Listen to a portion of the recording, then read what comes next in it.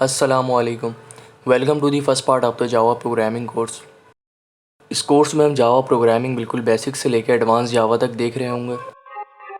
अगर आज से पहले किसी ने कोई प्रोग्रामिंग लैंग्वेजेस नहीं भी पढ़ी हैं तो वो भी ये कोर्स बिल्कुल देख सकता है। मेरा नाम है मुदब्बिर अलीम। तो फिर स्टार्ट करते हैं।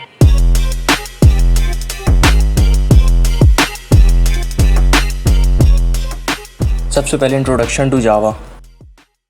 जावा सबसे पहले जैम जॉसलिन ने सन माइक्रो सिस्टम कंपनी में अपने टीम के साथ मिलकर डेवलप किया था। 1991 में ये जावा प्रोग्रामिंग लैंग्वेज इन्वेंट हुआ था।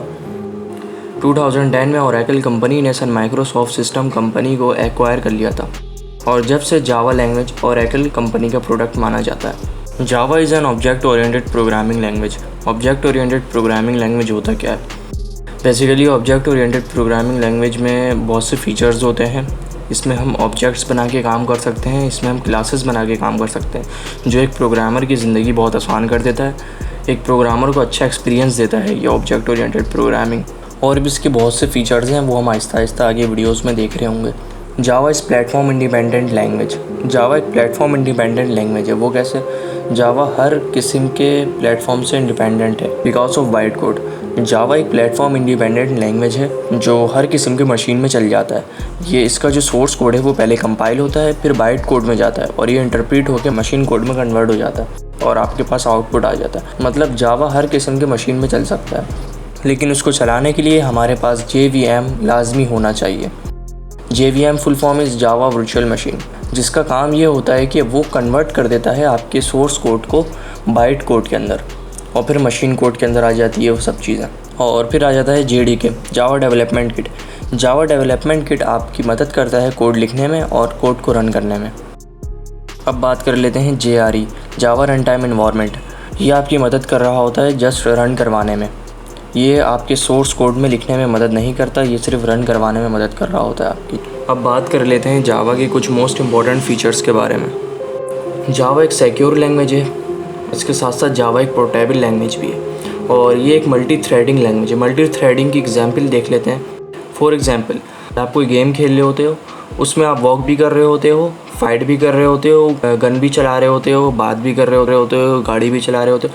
ये सारी चीज़ें एक साथ हो रही हैं, तो इस चीज़ को हम कह सकते हैं मल्टी थ्रेडिंग। जावा इस चीज़ को भी सपोर्ट करता है।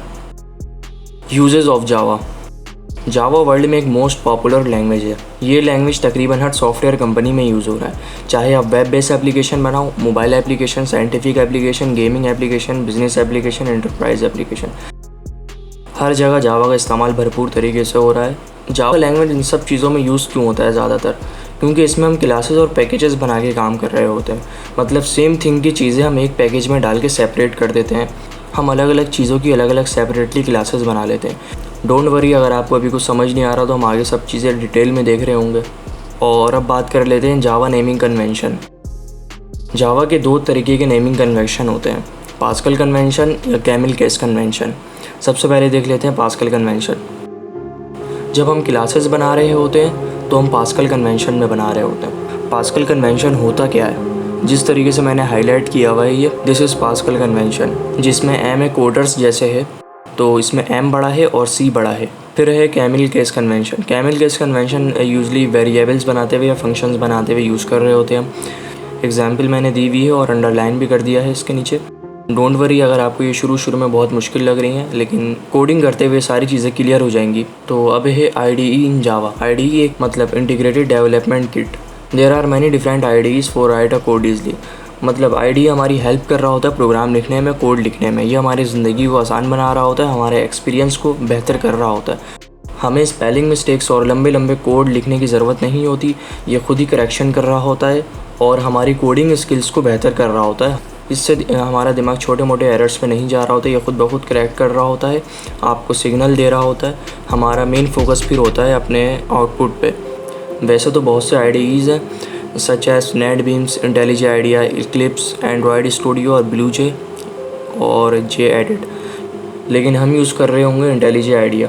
ज़रूरी नहीं है आप ये करो, आप अपना कर सकते हो। अगर आपको नेटबीम्स अच्छा लगता है तो आप उस पर करो, लेकिन मैं इसमें 3 साल से कर रहा हूँ तो ये मेरे लिए ज़्यादा सूटेबल है। इसके थीम वगैरह और शॉर्टकट्स वगैरह मुझे ज़्यादा सूटेबल लगते हैं। आप चाहो तो कोई सा भी रिसोर्स इस्तेमाल कर सकते हो। तो आज के लिए बस इतना ही। सिर्फ मैंने इसमें आपको थोड़ी बहुत थ्योरी पढ़ाई है, जो मोस्ट इंपॉर्टेंट चीज़ें जो आपको लाजमी पता होनी चाहिए। तो ये बस एक छोटा सा इंट्रो था जावा प्रोग्राम के हवाले से।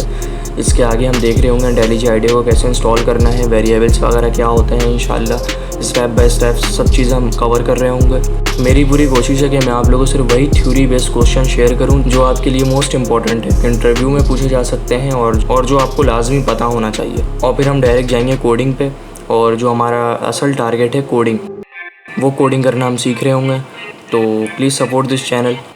I hope you like this course. I will see you in the next video. Thank you.